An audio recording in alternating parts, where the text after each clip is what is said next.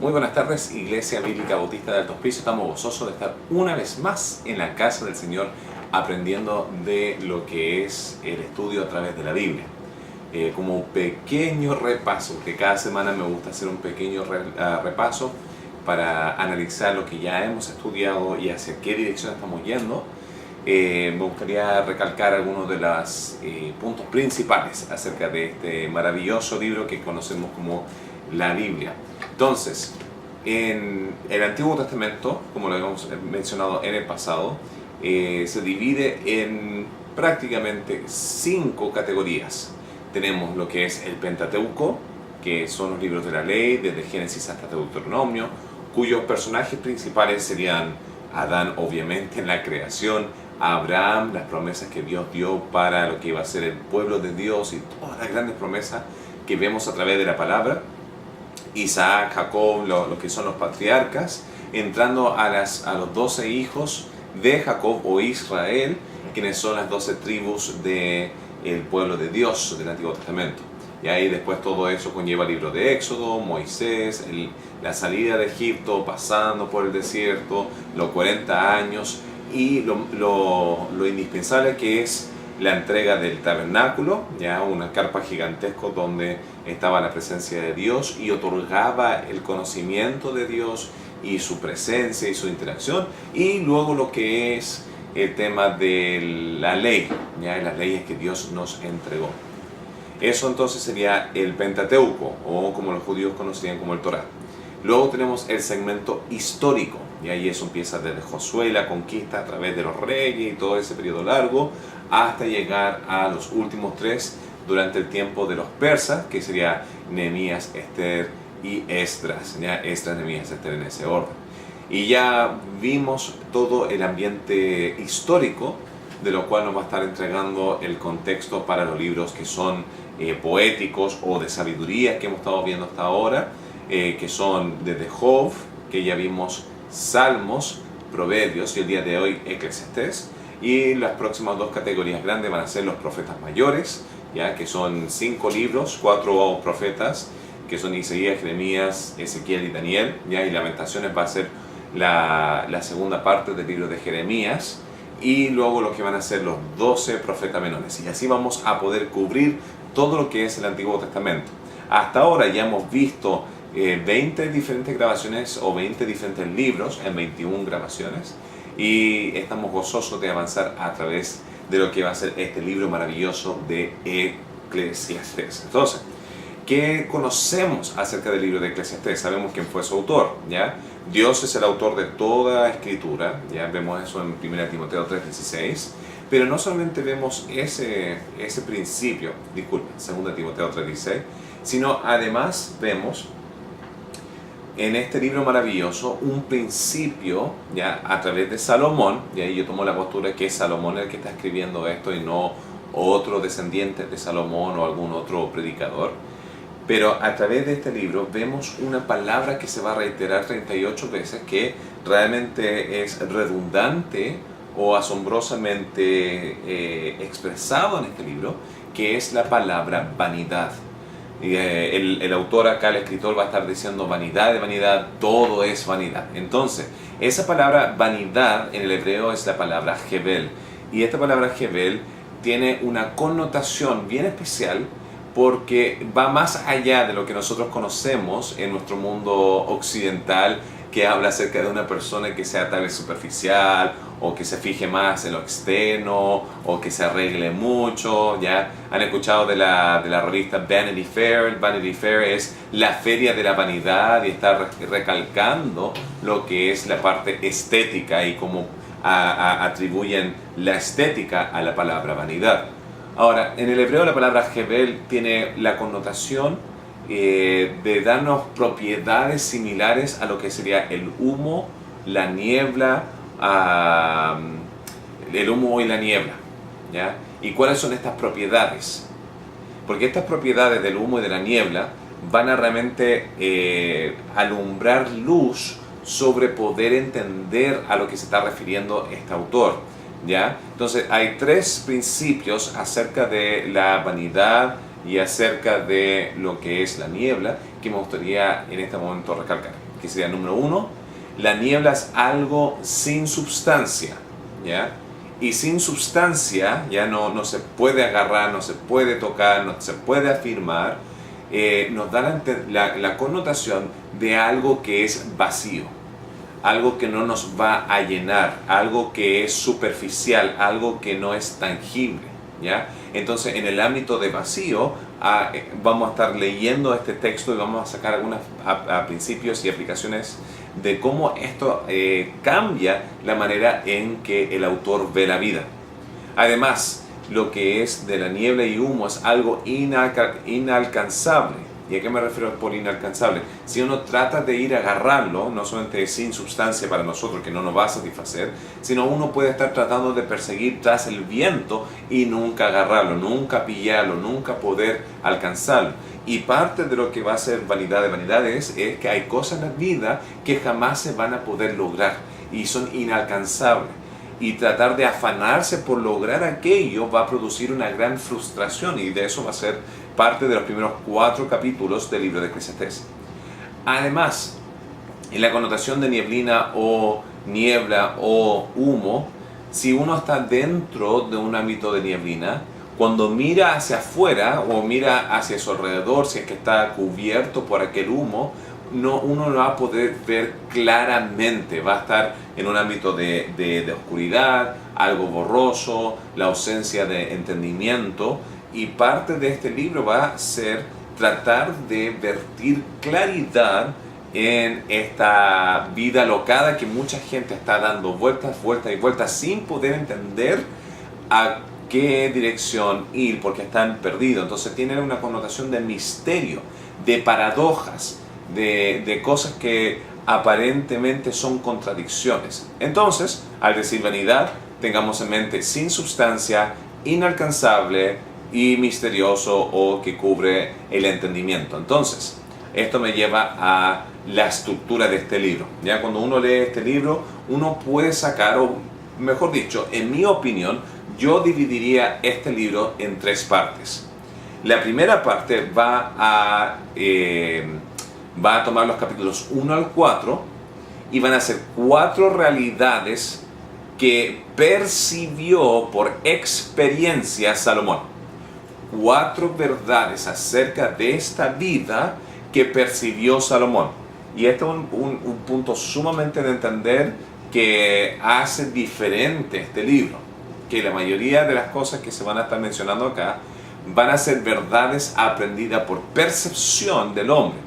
En otras palabras, si uno vive su vida y empieza a buscar significado de la vida, cuando uno lo esté caminando a través de esta peregrinación, lo que va a estar pasando va a ser que va a percibir muchas de estas verdades, y acá el autor está tratando de evitar que el individuo tenga que malgastar toda su vida tratando de aprender el significado de la vida, mientras que él lo vivió todo para poder compartir. Entonces, en esencia vamos a estar hablando de lo que significa inspiración y cómo todo esto cabe, pero la primera parte de este libro, de capítulos 1 al 4, va a estar hablando de la percepción de realidad. 4 verdades.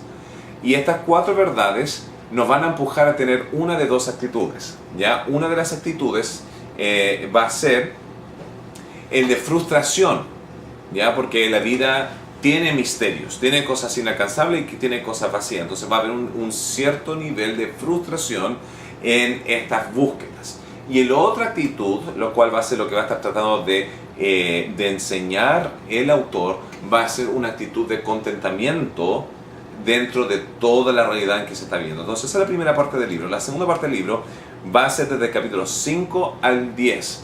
Y vamos a ver 7 iluminaciones que va a estar dando el autor, enseñando, ahora que hemos vivido estas 4 realidades, acá hay 7 elementos o preguntas o misterios en la vida que hay que contestar. Y va a estar tocando algunos de los puntos más importantes de existencialismo, de ver de qué se trata esta vida y ahora cómo debo vivir. Entonces, la primera parte va a sonar bastante deprimente, mientras que esta segunda parte del libro, del capítulo 5 al 10, va a empezar a dar más aplicaciones de cómo debo vivir ahora en base de esta verdad acerca de estos 4 principios que vamos a aprender. Y finalmente, la tercera parte va a estar dando una aplicación final. Es encapsulando todo, qué es lo que debo yo hacer. Y la solución a todos los puntos previos. ¿Ya? Y eso va a ser capítulo 11 y 12. Entonces, este es un libro bastante corto. 12 capítulos, se lo podría leer tal vez en una sentada si se toma una hora para poder analizar y profundizarse, o tal vez más. Hay veces que alguien puede tomar todo un día en un capítulo y ver cómo eso aplica. Entonces, dependiendo de cómo tú lo quieras analizar y aprender y estudiar, lo dejo para ti. Pero acá es donde regresamos al libro. Este libro es fascinante porque tiene elementos únicos en las escrituras, lo cual lo hace tanto hermoso como a la vez peligrosa. ¿Y por qué me refiero como elementos que pueden conllevar a principios peligrosos? ¿Ya? Menciono eso porque el énfasis del libro es la búsqueda de verdad por la percepción de este autor. Pero va a llegar a conclusiones más generales y humanistas en naturaleza que respuestas teológicas acerca de doctrinas indispensables como sería la gracia y la salvación que se ven en el Nuevo Testamento. Entonces, hay veces ya, y me ha tocado hablar con algunas sectas que les gusta regresar a este libro de Eclesiastés para sacar sus interpretaciones teológicas acerca de principios sumamente complejos. Me explico, ¿ya? Capítulo 9, versículo 10, ya este es uno de ellos. Dice, todo lo que te viniera a la mano para hacer, hazlo según tus fuerzas. Porque en el Seol, y ahí la palabra Seol es la palabra hebrea, de la cual la palabra en el Nuevo Testamento, Hades, que es en el griego, es ocupado, que en el latín fue traducido como infierno, ¿ya? Pero no necesariamente la palabra infierno, como lo menciona Hades y Seol, se refiere al lago de fuego o al lugar de juicio. Está involucrado, pero no es la totalidad. ¿Por qué? Porque la palabra Seol y Hades es en esencia el sepulcro o lugar de los muertos. Entonces, ya ahí entramos en todo un campamento, se podría decir, de conceptos teológicos acerca de dónde se iba un santo en el Antiguo Testamento, una persona que tenía su fe en Jehová. ¿Se iba al cielo? La respuesta no, ya se conocía el Seol, el lugar de los muertos, ya, y este estaba dividido entre el Seol de Abraham y el Seol en sí, y bueno, toda esa parte doctrinal, el libro de Eclesiastés no lo menciona. Entonces, este texto acá dice que en el Seol, ¿dónde vas? No hay obra ni trabajo, ni ciencia ni sabiduría, y la palabra ciencia también se puede traducir por conocimiento. Entonces, hay un grupo, una secta. Incluso hay más que sectas, hay algunos grupos dentro de la comunidad cristiana también, donde tienen la creencia de anihilacionismo, que significa que cuando un inconverso muere, es anihilado, ¿ya? Deja de existir. Entonces, y ocupan este texto diciendo, bueno, los que van al Seol, los que se van al infierno, los que son inconversos y se mueren, dejan de tener noción de conocimiento y dejan de existir, basado en este libro de Eclesiastés. Ahora, para poder entender el texto, ¿qué hay que hacer?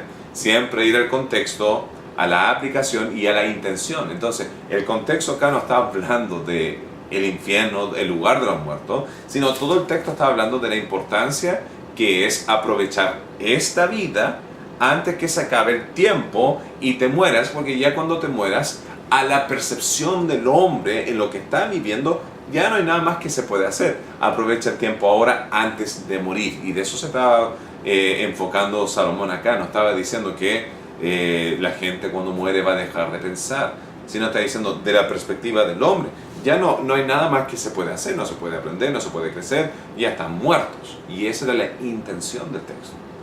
Y sabemos que en el Nuevo Testamento se habla de un infierno literal y se habla de consecuencias y grados de tormento. Dice que va a ser más tolerable para el día del juicio sobre los habitantes de Sodoma y Gomorra que los de Tiro y de Sidón, y los de Capernaum y los lugares donde Jesús hizo sus milagros, porque si se hubieran hecho esos mismos milagros en Sodoma y Gomorra, hasta el día de hoy estarían vivos. Entonces mayor va a ser su condenación. Entonces está hablando de diferentes niveles de juicio, ¿ya?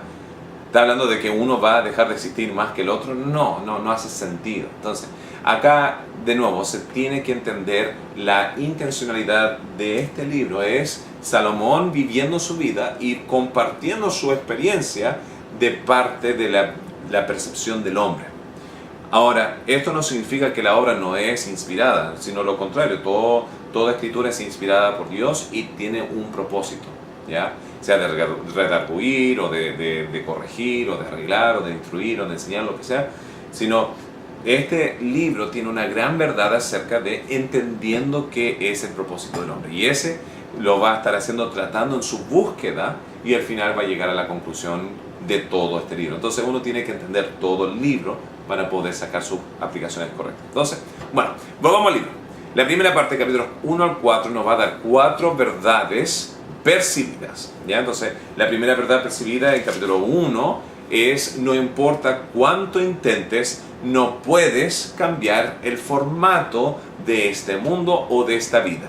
Y por eso dice que generación va, generación viene, todo sigue lo mismo, uno no puede torcer lo que Dios ha hecho recto, o no puede hacer recto lo que Dios ha torcido. Como es el mundo, así va a ser. Ahora, podríamos decir, pero hemos visto un gran cambio en el mundo porque tenemos mucha más tecnología que antes. Y esa verdad es, ¿ya? En el ámbito tecnológico sí podemos avanzar, podemos tener celulares más avanzados, comunicación, televisión, movimiento y todas esas cosas, pero la esencia de esta vida sigue igual, ¿ya? Uno nace, pasa por pubertad, se enamora, se casa, tiene hijos, trabaja, se afana, tiene nietos, se muere, y ahí sigue el ciclo. Aunque tengamos grandes edificios y grandes ciudades, uno sale unas 10 millas para afuera, 10 kilómetros para afuera, y después ve todo lo que es la creación como era hace 2000 años atrás, 5000 años atrás.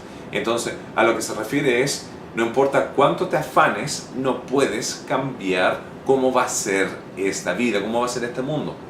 De aquí a 200 años de ahora, nadie se va a acordar de quién eres tú, ni yo, ni nuestros familiares. Y de 200 años de acá a 200 años después de eso, nadie se va a acordar los que hicieron 200 años de ahora. Entonces, puede haber un pequeño excepción aquí o allá. Ya nosotros nos acordamos quién fue Arturo Prat y murió por nuestra patria, y podemos tener las libertades y la victoria y el norte.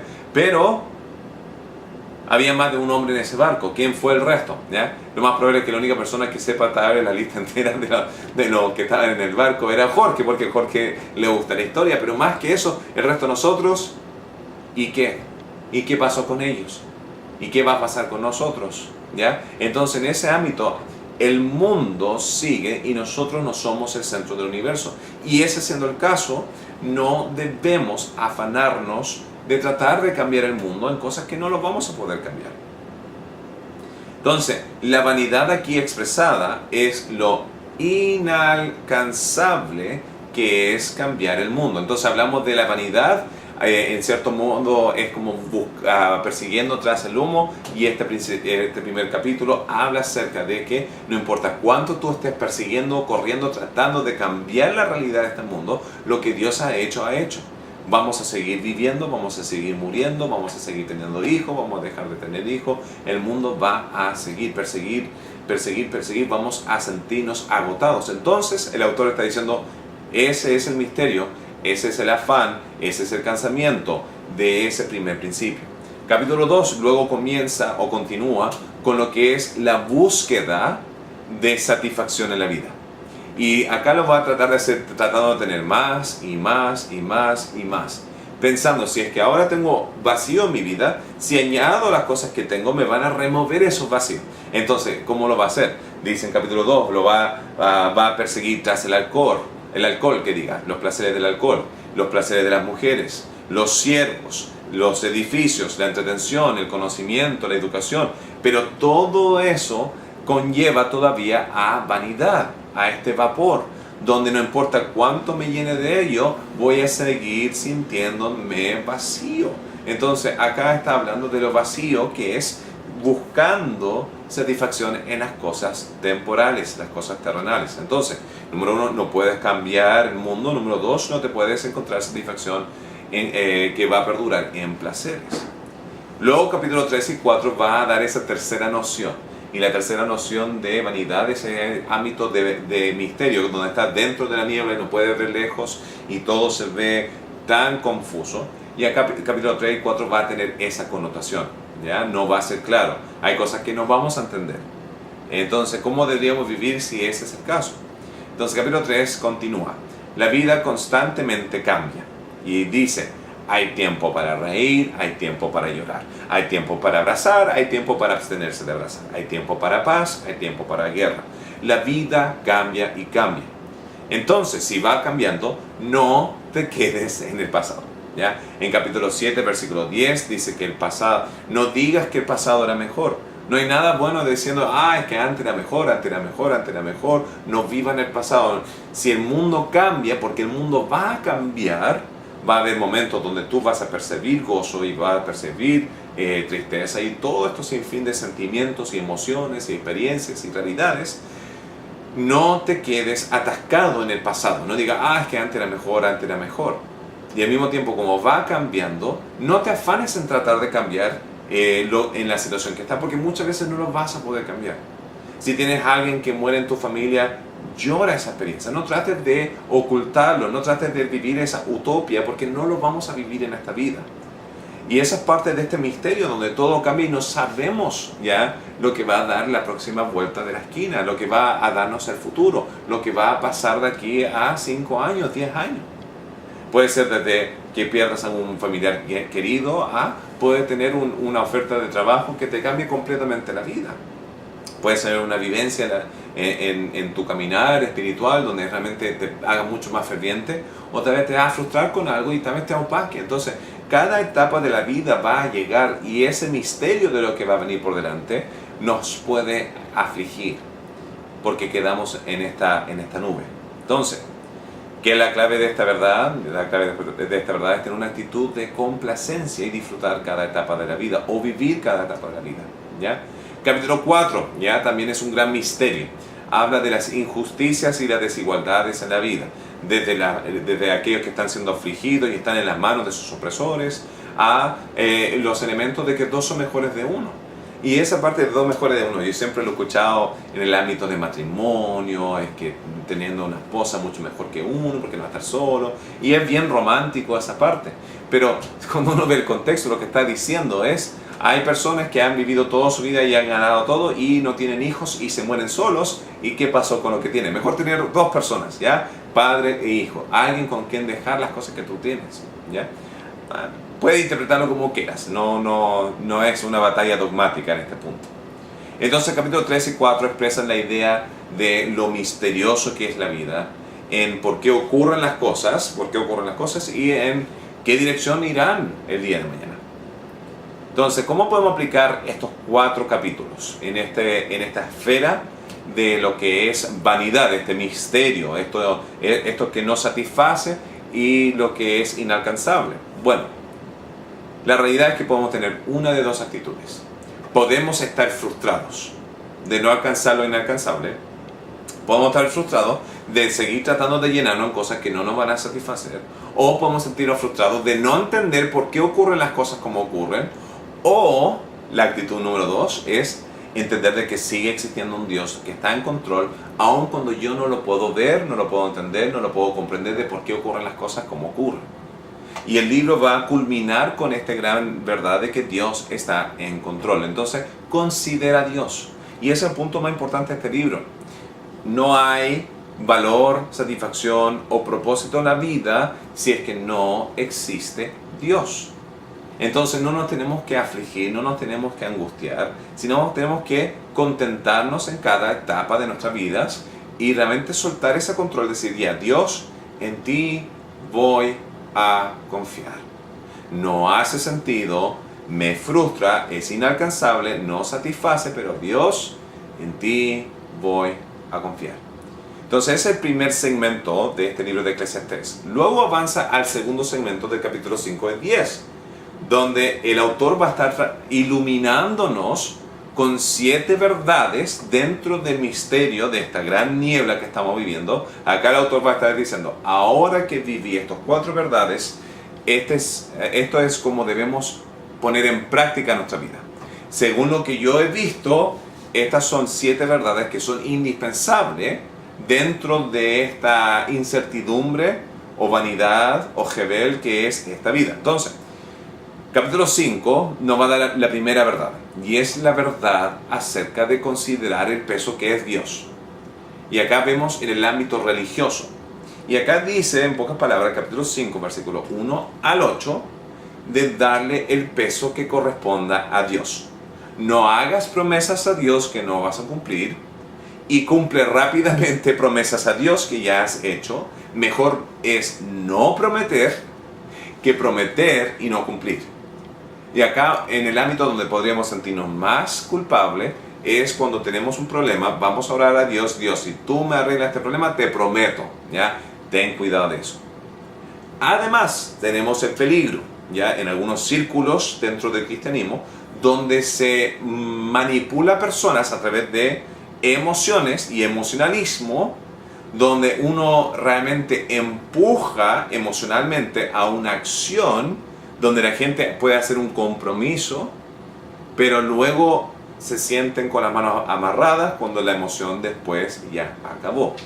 Puede ser desde decir: ya voy a dar el 20% o el 50%, Dios te prometo que si tú me das, yo te voy a dar hasta el 50% de mi ingreso, y voy a confiar en ti, voy a tener fe. Pero todo ese emocionalismo, cuando se acaba, ¿qué pasa? Luego te quedas con la palabra: ¿voy a cumplir o no? Tenía un amigo que en una conferencia, un congreso de misiones, hizo una promesa a Dios diciendo: Dios, yo te voy a dar a misiones 50,000 pesos a la semana.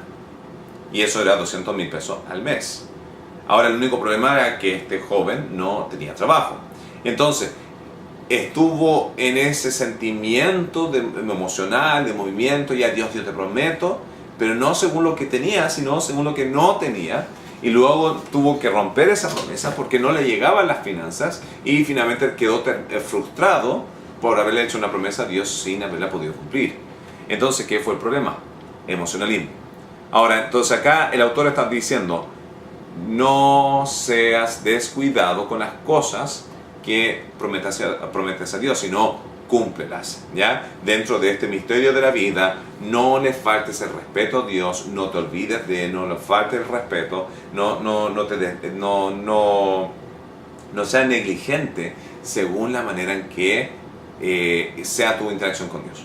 La segunda verdad acá es dentro del tema de las riquezas, ¿ya? Y aquí seguimos en capítulo 5, del versículo 9 al 20, y esto especialmente con el tema del dinero. Y acá hay unas verdades sumamente impactantes, en mi opinión. Son sumamente simples en entendimiento, pero han demostrado como en los últimos 3.000 años la realidad de las riquezas y la manera en que nosotros reaccionamos con el consumismo no ha cambiado para nada. Por ejemplo, en versículo 10 habla acerca que aquellos que tratan de satisfacerse con el dinero no van a lograr satisfacerse, ¿ya? El vacío no te va, o sea, el dinero no te va a llenar ese vacío. Entonces, no pienses que tu objetivo en la vida, en esta nieblina en que estás viviendo, si pones tu atención completamente en el dinero, significa que vas a poder librarte de ese vacío que tienes internamente.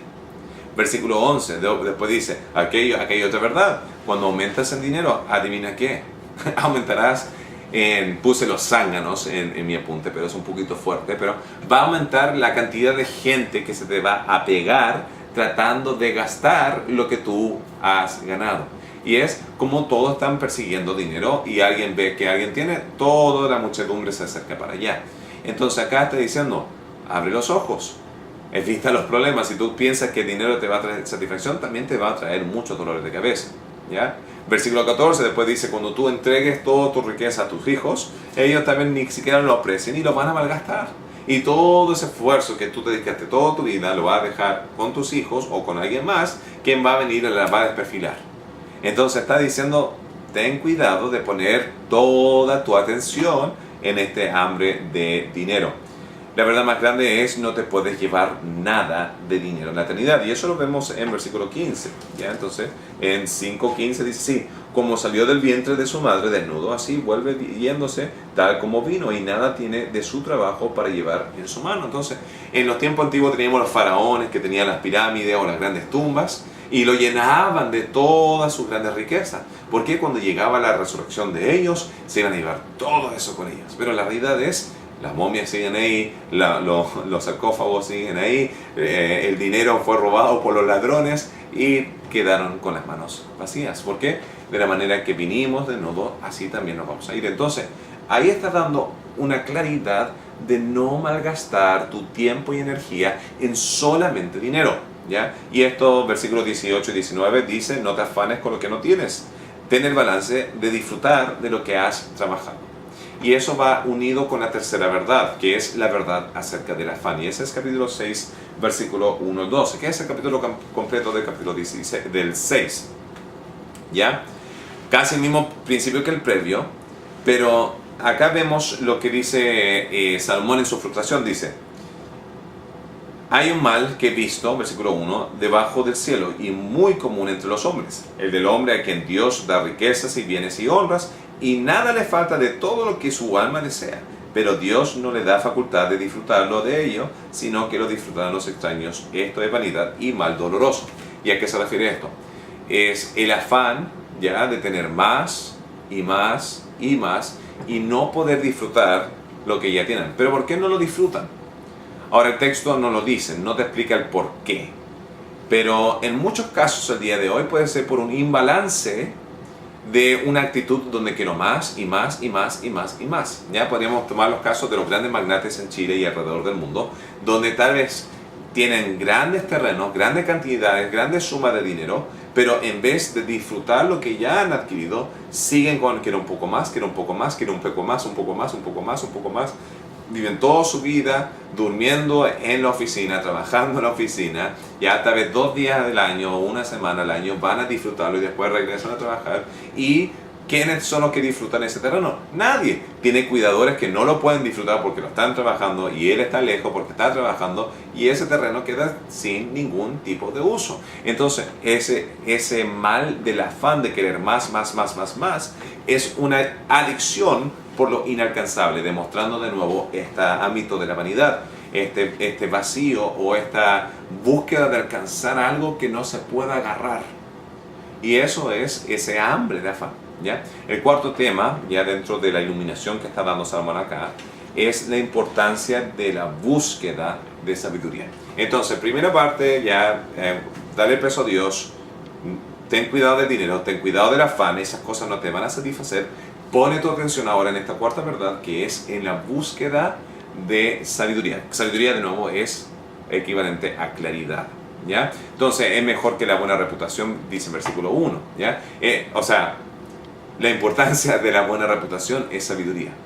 Puedes tener todas las cosas en el mundo, pero si tu nombre es manchado, te va a dañar realmente la manera en que vas a disfrutar esta vida. Entonces, todo capítulo 7 va a estar entregando la noción de cómo ser más sabio. Dicen en los primeros versículos, es mejor estar en casa de luto que en casa de fiesta o de alegría. Y uno podría decir, pero tan fome, pero cómo, aquí y allá, como tan deprimente, pero no está maldiciendo el hecho de la celebración y la casa de fiesta, pero está diciendo, ¿dónde va alguien a sacar mayor claridad de esta vida?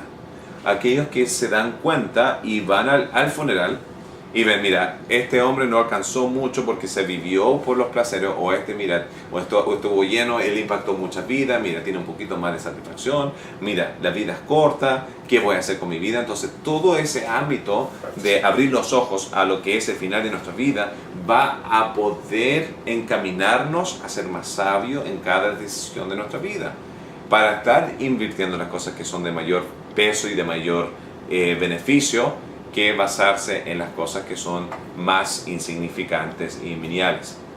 Entonces, versículo 7, hablando de lo que es la sabiduría, también habla acerca del cuidado y el peligro de que dádivas corrompen, ¿ya?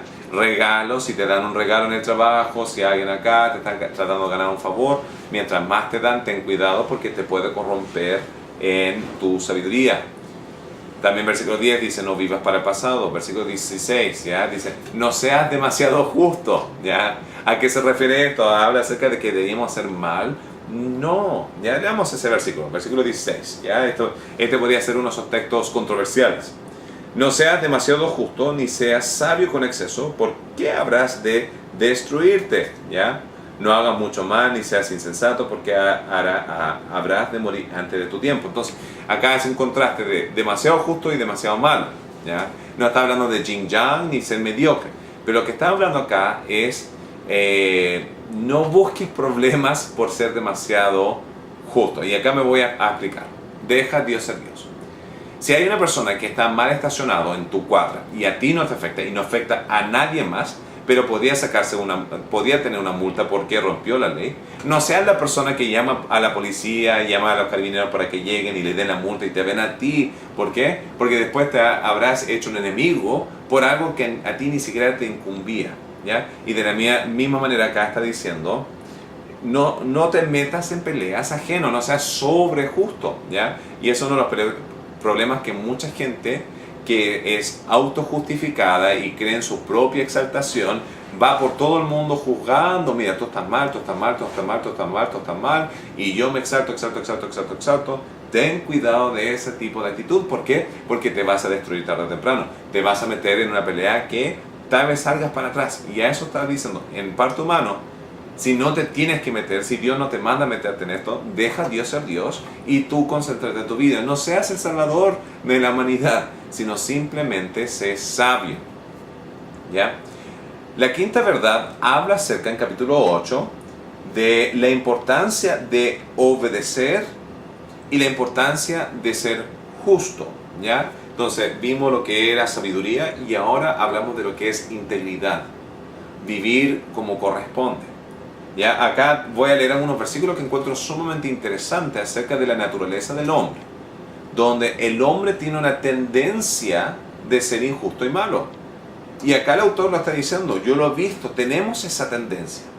Pero no porque tenemos esa tendencia significa que somos animales y debemos seguir esa tendencia, sino lo contrario, debemos ser justos. Entonces acá en capítulo 7, versículo 20 dice, ciertamente no hay hombre justo en la tierra que haga el bien y nunca peque. ¿Ya? Entonces está hablando de la naturaleza humana. Y estos son versículos que luego en el Nuevo Testamento se reiteran. No hay justo ni aun uno, ¿ya? Por cuanto todos pecaron y están destituidos de la gloria de Dios. Ahora, acá el libro de Eclesiastés nos está dando el plan de salvación y nos vamos a encontrar la doctrina de la gracia.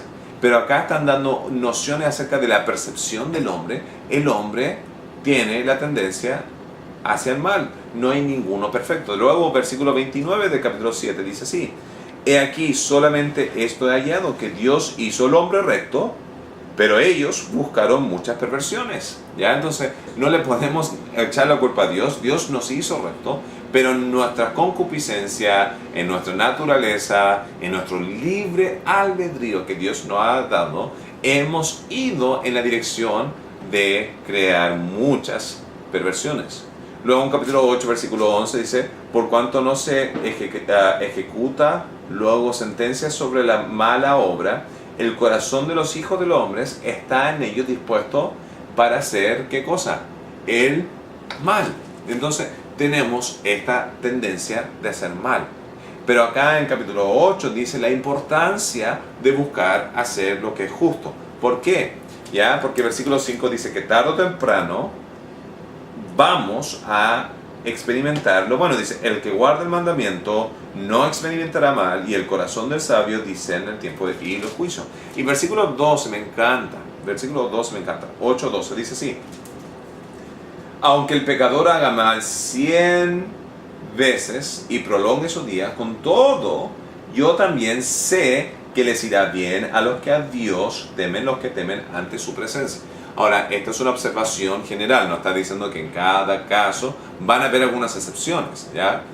Pero, en esencia, tanto al malo que puede prolongar sus días, es siempre mejor que Dios te prolongue los días por hacer el bien. Entonces, aunque estamos en esta niebla, busca integridad, busca justicia. Eso es un punto sumamente importante. La sexta verdad, vemos en capítulo 9 la realidad de la muerte. Tanto justo como injusto, tanto sabio como necio, tanto rico como pobre, todos morirán. Entonces, ¿qué podemos aprender de esto? La importancia de priorizar en la vida. A todos le llegará tarde o temprano en nuestro fin. Entonces, la pregunta es, ¿estás preparado para vivir el fin? ¿O te estás planeando para dejar ese legado en cosas eternas, en cosas temporales, poniendo para tu familia, poniendo para aquellos que estás influenciando el impacto y no solamente acaparando y viviendo para esta vida. La séptima y última verdad que vamos a estar viendo en esta consideración del capítulo 5 al 10, en estas cosas que Salomón está tratando de iluminar en la niebla que es esta vida, es la advertencia contra la necedad. ¿Ya? El versículo 1 me encanta. ¿Ya? Habla acerca en 10.1 que las moscas muertas hacen heder y dan mal olor al perfume. Y uno dice, ¿y a mí qué me importa? No estoy haciendo un perfume y hay moscas por todas partes o ya las maté todas. A lo que se está refiriendo, y luego lo explica, es así es un poco de necedad fuera de control dentro de alguien que es prudente o sabio o con buena reputación. Ya solamente toma una acción para arruinar toda tu imagen, todo tu nombre. Entonces, no te descuides. Necedades van a arruinar tu vida, ¿ya? Entonces, acá en versículo 11, ¿ya? Dice, ¿de qué sirve el encantador de la serpiente después de que, si es que ya fuiste mordido, para qué lo va a llamar? Ya te mordió. Y es, si la necedad ya te mordió, ¿por qué estás leyendo tantos libros de sabiduría y ya te hizo daño? Entonces, la parte de sabiduría tiene una parte práctica para no hacerte daño.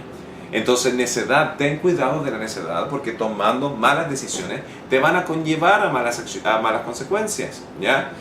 Lo he reiterado varias veces en el pasado, ¿ya? La jovencita que puede ser tal vez, puede ser abierta a ser promiscua, ¿ya? A ser abierta a tener intimidad antes de su matrimonio, o a vivir una vida de fiesta o bohemia, lo que sea, significa que tiene propensidad de quedarse embarazada, ¿ya?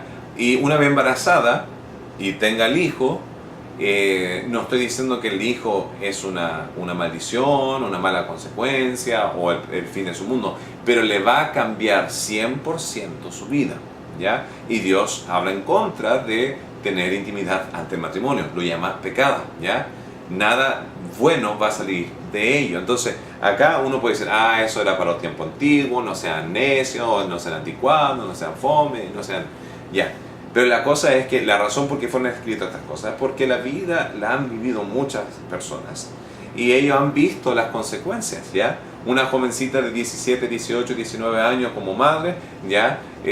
O va a hacer mal su trabajo como madre, o ella va a sentirse frustrada porque ya no es joven. Entonces, ahí es donde uno tiene que tener claridad. Lo mismo uno podría decir ya entrando en el tema de la droga. Un joven que entra a la droga a los 17, 16, 15, 14 años, dice, no me va a controlar, esto va a ser divertido, esto va a ser lo que sea, pero un poquito de eso te va a enganchar y luego tal vez te afecte para el resto de tu vida, donde no llega a tu meta, no llega a la meta que Dios tenía para tu vida, no llega a la satisfacción, puedes terminar en la calle, puedes destruir a aquellos que están alrededor tuyo y grandes males vienen sobre eso. Entonces, acá es un tema de ten cuidado de la necedad. ¿De qué te sirve la sabiduría si es que ya te hizo daño la necedad? Entonces acá es un tema de advertencia. Y así culmina esta segunda parte, ¿ya? Entonces primero las 4 verdades, después las 7 iluminaciones acerca del misterio que es la vida y finalmente llegamos a la iluminación final. Entonces vimos religión, dinero, afán, sabiduría, justicia, muerte y necedad. Y ahora culminamos con capítulo 11 y 12. Y acá tenemos verdades bien simples, pero donde encapsula todo. La primera verdad en capítulo 11 habla en versículo 1 de la importancia de la generosidad. Dice así, echa tu pan sobre las aguas porque después de muchos días lo hallarás. Y lo que se refiere es, sé generoso con el resto. Porque luego en versículo 2 dice, reparte 7 y aún a 8 porque no sabes el mal que vendrá sobre la tierra. Sé generoso porque cuando llegue calamidad a tu vida, aquella gente que tú ayudaste te va a ayudar de vuelta. Entonces está terminando todo con sé sabio con tus interacciones humanas. Sé generoso, ayuda al resto. Lo que uno siembra luego va a cosechar. Las amistades verdaderas que tú creas ahora, a veces mucho mejor es saber quién conoces que cuánto dinero tienes, porque en esos momentos difíciles esta comunidad de personas te va a ayudar. Entonces no seas necio y egoísta, sino sé sabio y generoso. Y la segunda parte de esta gran culminación es considera a Dios, ¿ya? En versículo 9 dice, alégrate joven en tu juventud, toma placer de tu corazón en los días de la adolescencia y anda en los caminos de tu corazón. ¿ya? Suena como esta vida. Hace lo que tú quieras, vive como tú quieres, ya. Eres libre, haz lo que quieras. Pero, ¿ya? Dice acá, pero, y anda en los caminos del corazón y en la vista de tus ojos, pero sabe que sobre estas cosas, sobre todo lo que tú vivas, Dios te juzgará. Entonces, anda y vive, pero recuerda, Dios está mirando y Dios va a juzgar. Entonces, ahí tienes tu libre albedrío. Sé sabio y bueno y generoso y santo y puro, sabio, íntegro, y no te desvíes para allá. ¿Por qué? Van a llegar consecuencias. De nuevo con este tema de Dios, ya versículo 1 dice, acuérdate de tu Creador, capítulo 12, en los días de tu juventud, antes que los días vengan los días malos y en los años de los cuales digas, no tengo yo complacencia. ¿Ya?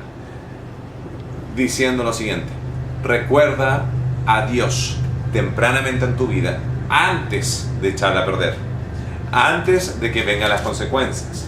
Y después culmina todo este discurso en versículos 13 y 14, donde dice, el fin de este discurso es lo siguiente, es temer a Jehová o temer a Dios y guarda sus mandamientos, porque de esto es toda la vida.